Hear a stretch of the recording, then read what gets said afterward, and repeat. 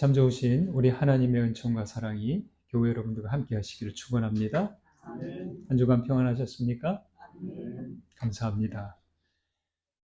우리는 모두 자녀로 태어나고 성장해서 때가 되면 부모가 됩니다.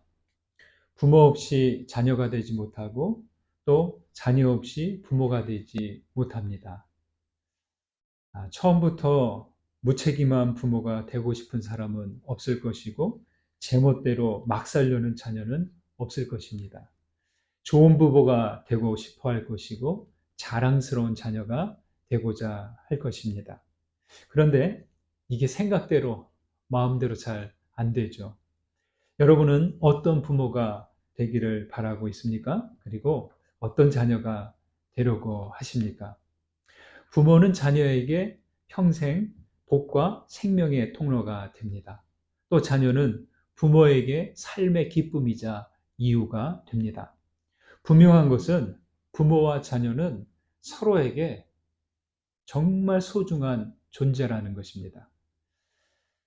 하지만 우리 시대는 부모와 자녀가 그런 복과 생명과 소중함을 공유하는 관계가 아니라 사회적 기준과 평가가 부모, 자녀 사이에 비집고 들어와서 그 소중한 자녀 관계를, 부모, 자녀 관계를 왜곡시키고 있습니다. 양희은 님이라는 가수 잘 아시죠? 그 양희은 님께서 작사하시고 김창기라는 분이 작곡하신 노래가 있어요. 엄마가 딸에게 라는 노래인데 이렇습니다. 가사를 한번 들어보십시오.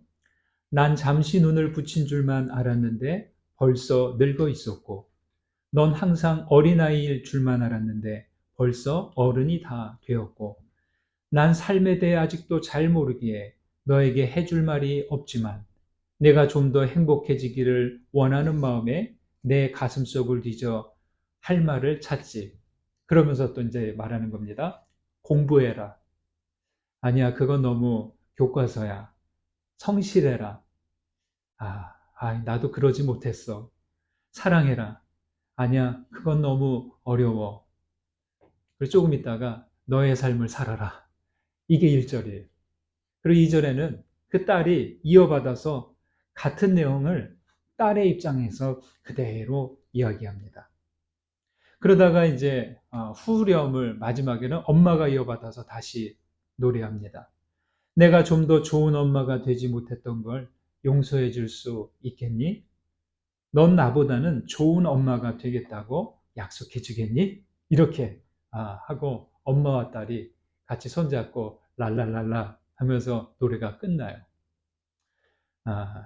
엄마와 딸 이렇게 노래하지만 어떤 이들은 또 아버지가 아들에게로 바꿔서 이 노래를 부르기도 합니다. 이 노래는 우리 시대 부모 자녀 사이를 잘 보여주고 있습니다. 이 노랫말에 좋은 권면을 해주고 싶은 엄마의 진심 어린 마음이 보이죠? 행복해지기를 원하는 마음으로 한 말인데 오히려 그것이 자녀에게 커다란 부담으로 가는 겁니다. 공부해라, 성실해라, 사랑해라. 이런 얼마나 좋은 말이에요.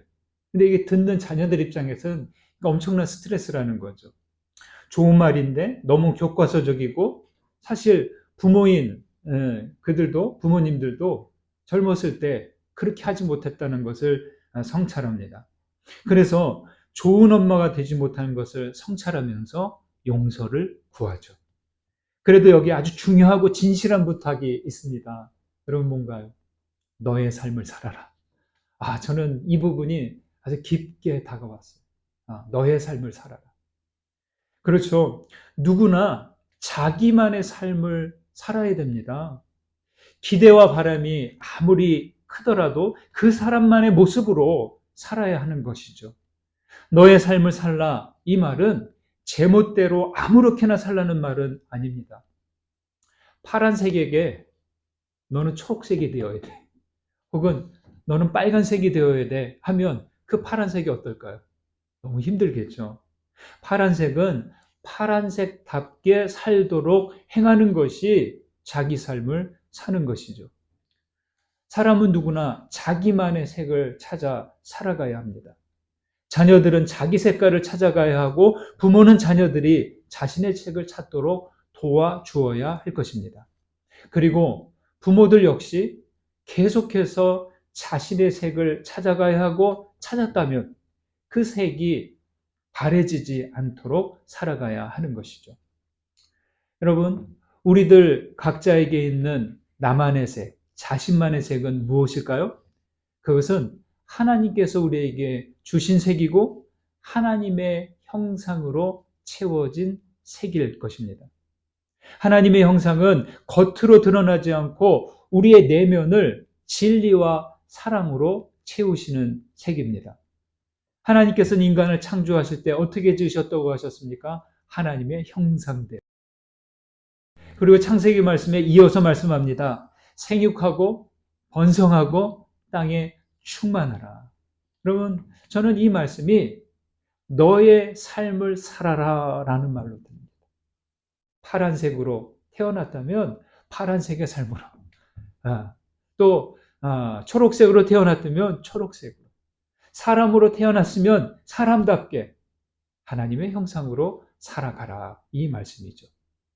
너만의 고유한 색을 갖고 살아라. 하나님이 내게 주신 하나님의 형상대로 살아가라는 것이죠. 우리는 영원하신 하나님 아버지의 자녀들입니다. 우리가 존재한다는 것은 생명의 바탕이신 하나님께서 계시다는 증거예요. 하나님 아버지께서 계시니 우리가 있습니다. 믿음의 여정은요, 하나님의 형상을 회복해 가는 거예요. 믿음의 여정은 하나님의 우리에게 주신 그 색을 되찾아가는 과정입니다. 사랑하는 여러분, 하나님의 형상을 회복하시고 여러분의 삶을 살아가시기를 간절히 소망합니다. 우리는 하나님의 형상대로 지음받았어요. 따라서 우리는 자기만의 색으로 자기 삶을 살되 아버지 하나님의 형상을 따라 살아가야 합니다. 베드로는 그런 성도의 삶을 이렇게 말합니다.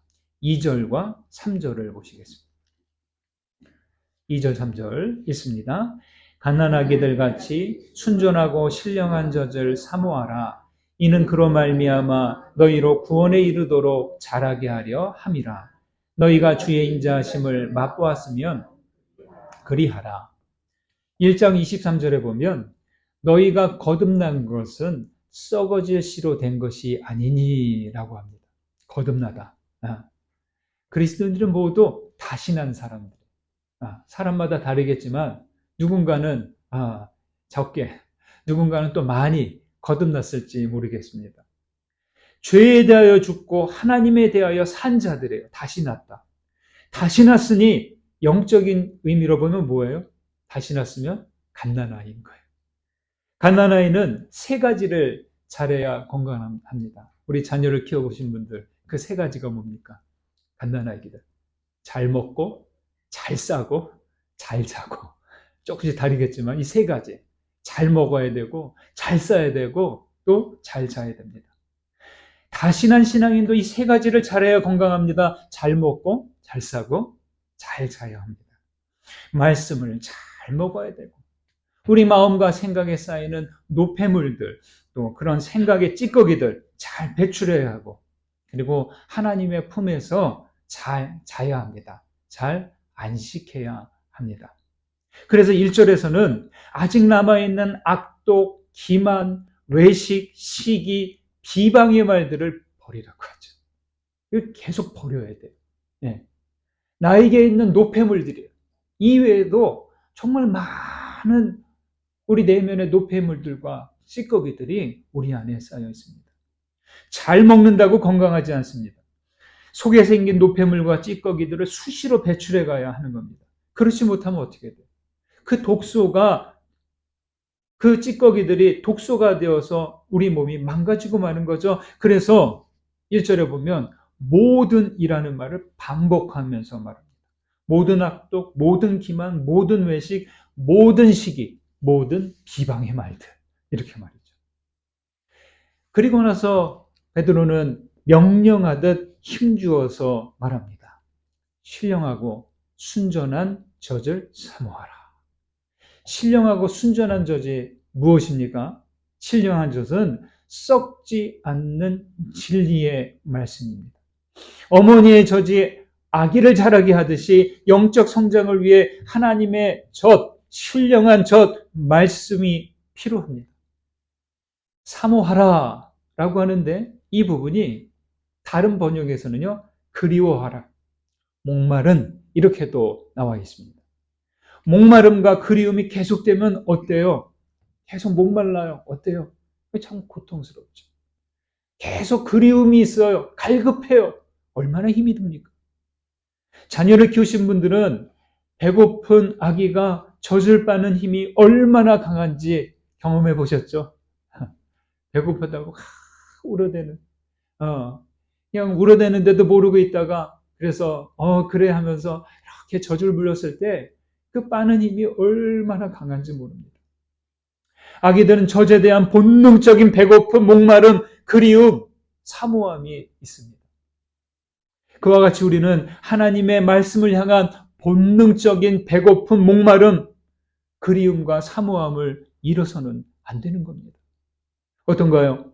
여러분에게 말씀에 대한 배고픔, 목마름이 있습니까? 말씀을 향한 그리움, 사모함은 얼마나 되십니까? 여러분, 아기 때는 모든 감각과 힘이 여기 입에 집중되어 있어요. 예. 이 입의 감각과 힘이 없는 아기는 잘 자라기 어렵습니다. 그처럼 우리도 하나님의 말씀을 위한 감각과 힘을 집중하셔야 됩니다. 그래서 예수님은 사람이 떡으로만 살 것이 아니요 하나님의 입으로 나오는 모든 말씀으로 살 것이라 라고 하셨습니다. 막 아기가 태어났어요. 이제 채 한 달도 안 된 아기가 난 태어났으니 이제 됐어 라고 할 수 있을까요? 그런 아기가 잘 자랄 수 있을까요?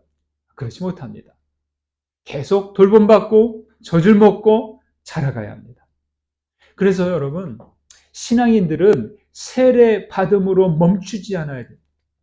세례 받았다는 것은요, 이제 어머니에게서 막 나온 갓난 아기처럼 막 태어난 그 상태이죠. 신앙의 연륜이 2자릿수 정도 되었다고 해서 나는 젖을 먹는 단계 지났어 라고 생각하지 마시기 바랍니다. 여러분, 우리는 언제나 하나님께 어린 아이입니다. 신령하고 순전한 말씀을 먹지 않으면 영적 성장은 거기서 멈추고 마는 거예요. 말씀을 향한 허기와 목마름을 느껴지지 않는 순간 영적인 성장은 거기서 멈추는 거예요. 어째서 말씀의 젖 먹기를 계속해야 됩니까? 그로 말미암아 자라서 구원의 완성에 이르러야 하기 때문입니다. 여러분, 젖을 잘 먹지 않는 아기, 그리고 끼니 때마다 잘 먹지 못하는 자녀를 보는 부모의 심정은 어떻습니까? 네?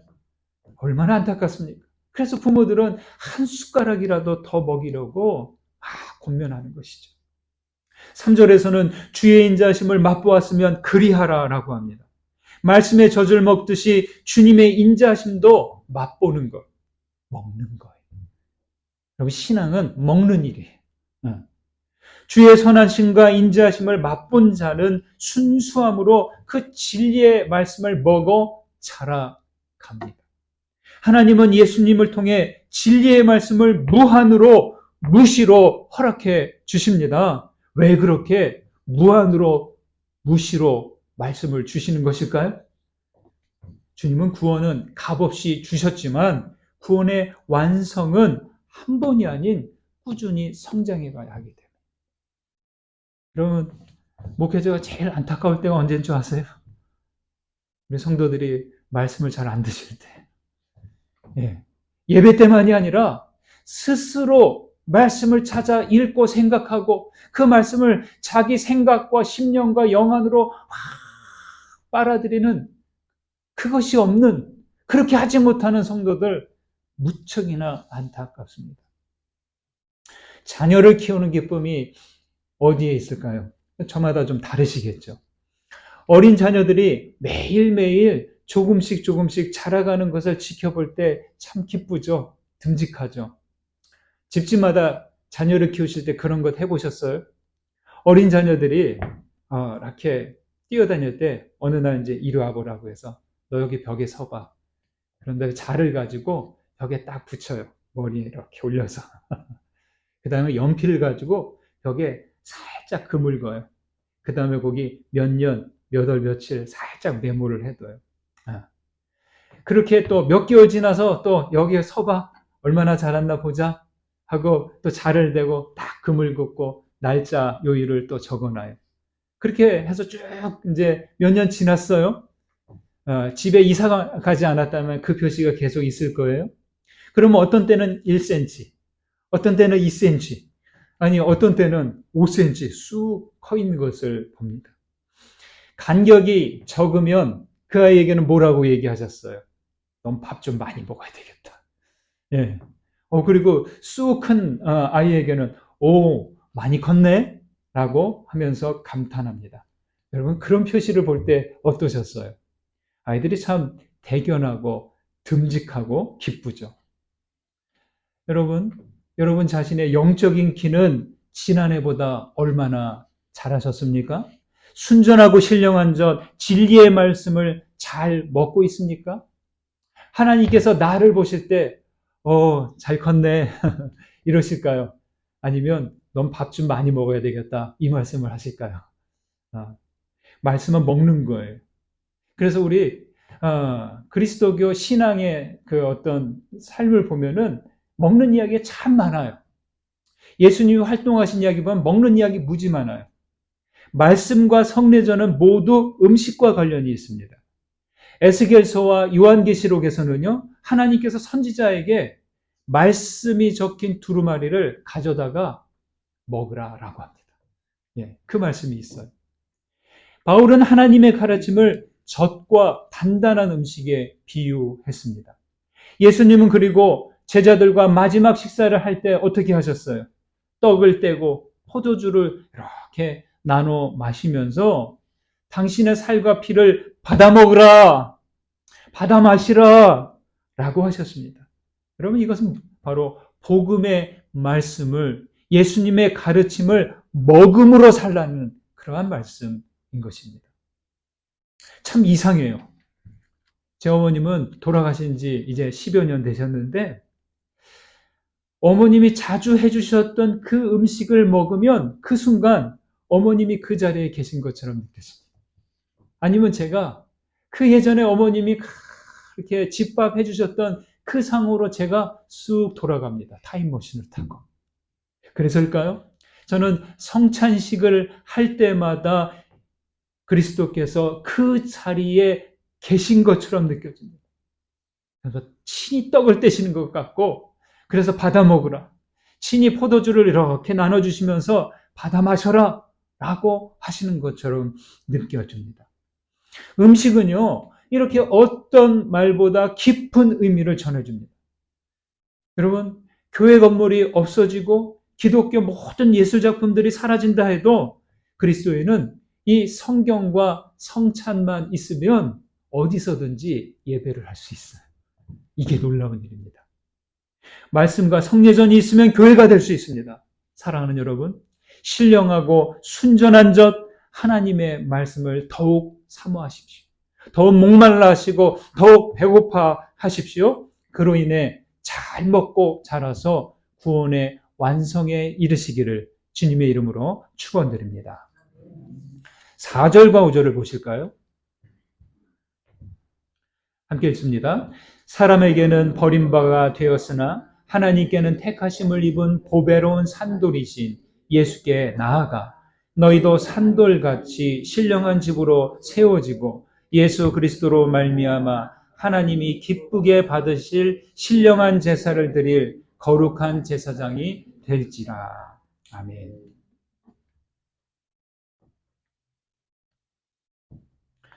순전한 말씀을 먹어 구원에 이르도록 자란 다음, 그 다음은 어떻게 될까요?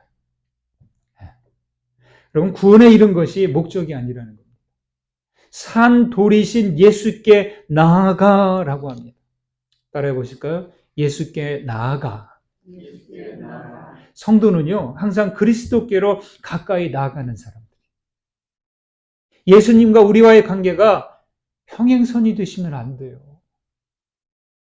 예수를 믿는다고 주님과의 친밀함이 저절로 생겨나지 않습니다. 그리스도를 안다고 해서 나의 주님이라고 고백한다고 해도 실제 그 친밀감을 경험하기엔 나름의 시간이 필요합니다. 여러분, 휴대폰에 사람들 전화번호가 몇 개 정도 있으십니까? 저는 한 1000개 정도 되는데요. 내가 누군가의 전화번호를 안다고 그 사람을 잘 안다고 할 수 있을까요? 그와 전화통화를 자주 한다고 그 사람과 친하다고 할 수 있을까요? 뭐 그렇게 볼 수도 있어요. 나와 자주 얼굴을 마주하는 시간을 갖고 대화하고 일하고 먹고 기도하고 그리고 속 깊은 이야기를 할 수 있고 그렇게 하면 할수록 그와 나의 관계는 친밀해지는 거예요. 그러다 어느 때부터 연락도 뜸하고 만나지 못하고 그 상태가 계속 오래가면 어떻게 돼요? 또다시 멀어지는 거죠. 부부 사이도 마찬가지예요. 예, 부부가 되었다고 해서 같이 산다고 해서 저절로 친밀하게 되지 않습니다. 부모 자녀 사이도 마찬가지예요. 내가 부모라고 내 아이들이라고 해서 저절로 친해지는 것 아니라는 것이죠. 친밀한 듯 해도 같이 시간을 못 보내고 대화도 적고 그러면 부부 사이도 부모 자녀 사이도 가까이 하기엔 너무 먼 당신이 되는 거예요. 그리고 멀리 떨어져 살다고 할지라도 자주 전화 통화하고 안부를 묻고 기도 제목을 나누고 한다면 그 관계는 같이 사는 것 이상으로 친밀해지는 것이죠. 우리나라 축구대표 선수 중에 손흥민 선수 잘 아시죠? 많이 들어보셨죠? 참 괜찮아요. 이 손흥민 선수가 경기를 마치고 난 다음 팬들과 소통하는 장면을 본 적이 있습니다. 여러분, 선수가 전후반 45분씩 90분을 그 운동장에서 막 경기하고 났을 때 몸이 어떨까요? 얼마나 피곤하고 힘들겠어요. 다른 선수들은 그냥 피곤해서 그냥 그 안으로 들어가는데 손흥민 선수는 이렇게 그 관중석 쪽으로 와요. 자기를 부르는 쪽으로 다가갑니다. 그래서 그 팬들과 서로 인사를 하는 거예요. 그러면 팬들이 사인을 해달라고 그러면 그 일일이 다 사인을 해줘요. 그렇죠? 피곤한데도. 그리고 그러다가 누군가가 서로 자기가 이렇게 좀 좋아하는 선수들 보면 혹시 유니폼을 벗어줄 수 있으세요? 하고 물어요. 많이들 요청합니다. 그 유니폼을 원한다고 하면 손흥민 선수는 자기 유니폼을 다 벗어가지고 그 중에 제일 어린 아이에게 그것을 딱 전해준대요. 그러면 그 손흥민 선수의 유니폼을 받은 그 어린아이 표정 보니까요. 와, 얼마나 행복해하는지 몰라요. 그 선수가 뛴 그 땀에 있는 대로 땀이 젖은 그 유니폼 받았다고 막 그냥 뭐 하늘을 날아갈 것 같은 그 표정으로 좋아하는 것입니다. 손흥민 선수의 사인을 받은 사람들, 그 유니폼을 받은 아이는 어떨까요? 손흥민 선수와의 그 친밀함을 오랫동안 간직할 겁니다. 그의 경기를 빼놓지 않고 볼 것입니다. 여유가 되고 시간만 되면 손흥민 선수가 뛰는 경기를 막 와서 매번 볼 것입니다. 이게 바로 친밀감인 거예요. 여러분은 예수님과의 거리가 어느 정도 가깝게 체감되십니까? 영적 친밀함이 얼마나 가깝게 느껴지십니까? 여러분, 이것은 제가 그냥 여쭙는 게 아니에요. 은혜 체험은 예수 그리스도를 얼마나 가깝게 경험하는가에 따라 달라집니다. 정말입니다. 공부를 잘하는 학생을 보면요. 선생님과 가까워요. 예. 선생님과 늘 자주 만나고 물어보고, 예? 선생님이 중요한 것을 잘 새겨 듣고, 저 멀리 교실에서 앉지 않고 선생님 앞에, 제일 앞에 앉아 있습니다. 예. 공부를 잘하기 때문에 그런 게 아니라 선생님과 그 심리적 거리가 가깝기 때문에 잘하게 되는 것이죠.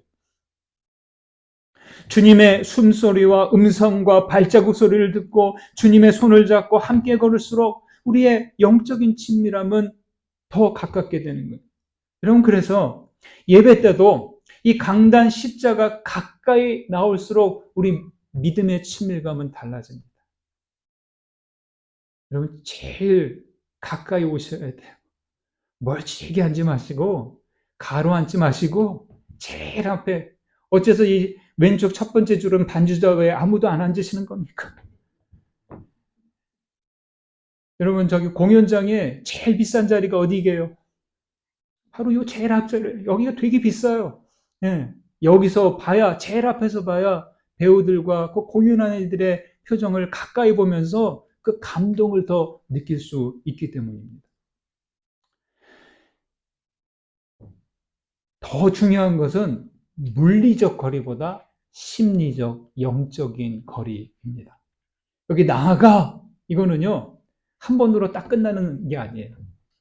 진행 중인 상태. 예? 반복적인 동작이에요.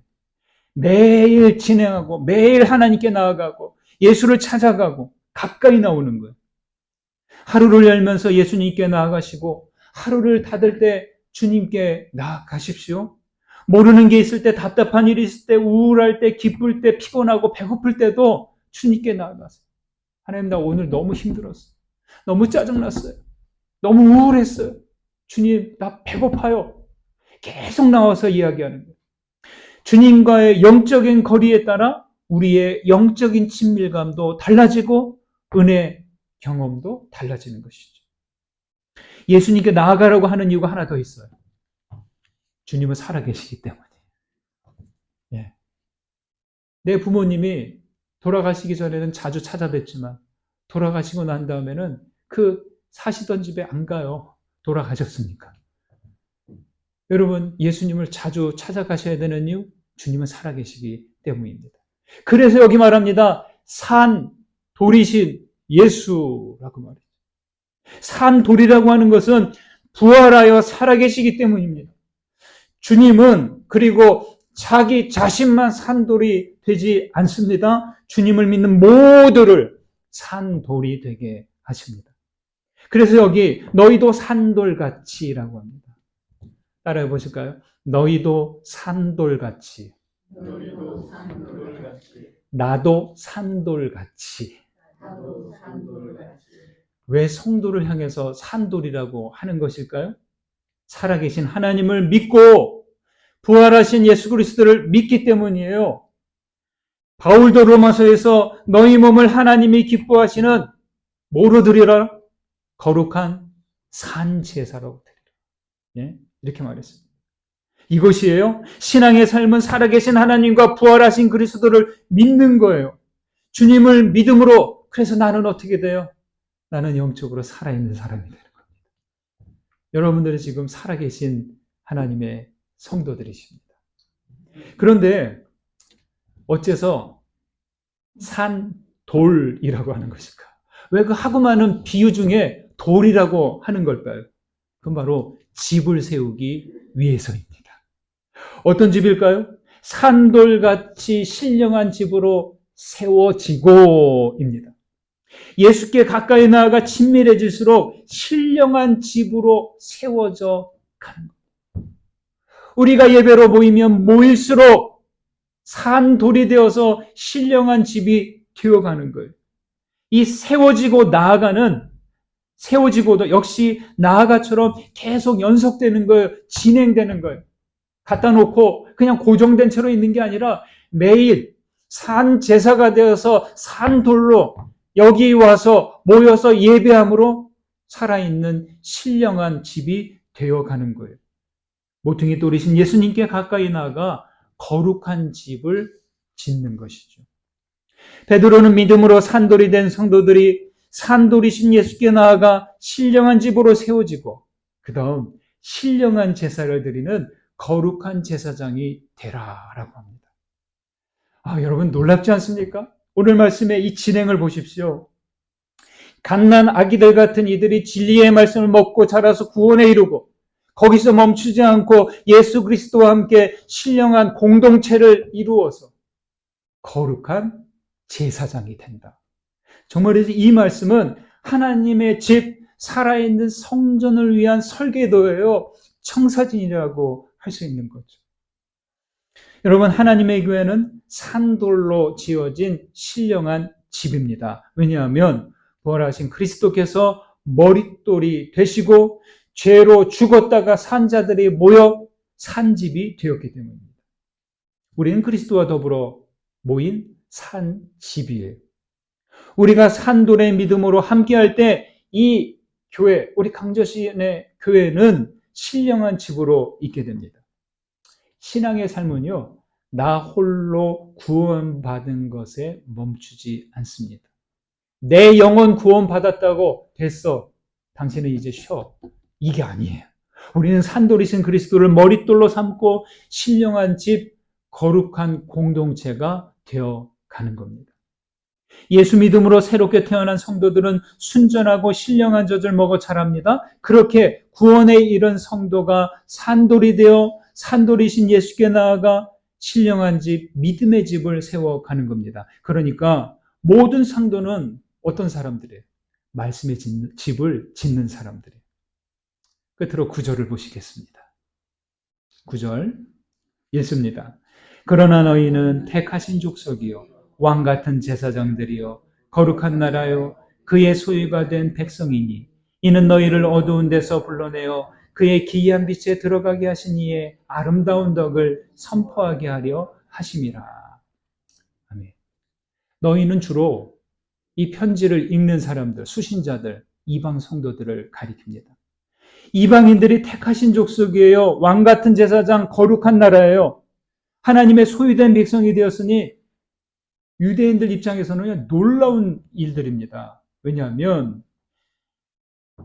이방인들은 이스라엘은 자기들만의 하나님의 백성이라고 믿고 있었어요. 그런데 이젠 이스라엘이 아니라 이스라엘의 바깥 사람들도 하나님이 백성이 된 것이죠. 청소년 시절에 제 친구들 중에 2층 집에 사는 친구들이 몇몇이 있었어요. 그 중에 한 친구네 집에 가서 같이 시험 공부도 하고 하룻밤 같이 지낸 적이 있는데요. 너무너무 부러웠어요. 왜 우리 부모님은 2층 집에 안 사시는 거야? 너무너무 부러웠어요. 그런데 믿음 이후에 우리는 신령한 집에 살고 있구나 라는 깨달음이 있는 순간 하나님의 택하신 자녀이고 거룩한 나라이고 하나님의 백성이 되었을 때 이제 더 이상 2층 집에 사는 사람들이 부럽지 않습니다. 예. 여러분, 그러니까 우리는 좀 더 어깨를 펴고 여유 있게 지냈으면 좋겠습니다. 세상 사람들이 나보다 더 괜찮게 사는 것처럼 보여도 부러워하지 않으셨으면 좋겠어요. 우리는 어떤 집에 살고 있어요? 신령한 집에 살고 있기 때문입니다. 우리는 신령한 집에 사는 사람들로서 말씀의 집을 세우는 사람들이라는 것을 기억하십시오. 우리 모두 산돌이 되어서 그리스도와 함께 신령한 집으로 계속 세워져 가시기를 바랍니다. 우리 강저신의 교회가 신령한 집으로 세워져서 날마다 거룩한 예배로 모여 가시기를 주님의 이름으로 축원드립니다. 받은 은혜 생각하면서 거듭의 기도 드리십니다. 말씀 가운데 울림이 된 것, 깨달아진 것 붙으시고 주님께 기도를 올려드리십시오. 기도하시겠습니다.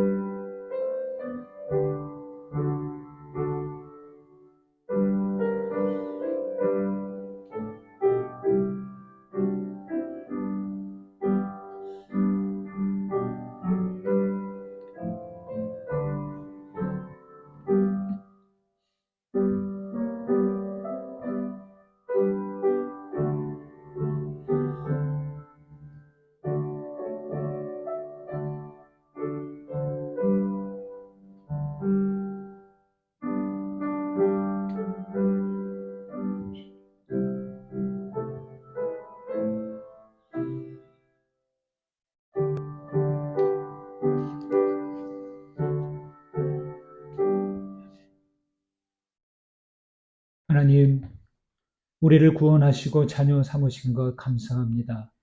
하나님의 형상을 회복해 하셨으니 그에 합당한 삶을 살게 하옵소서.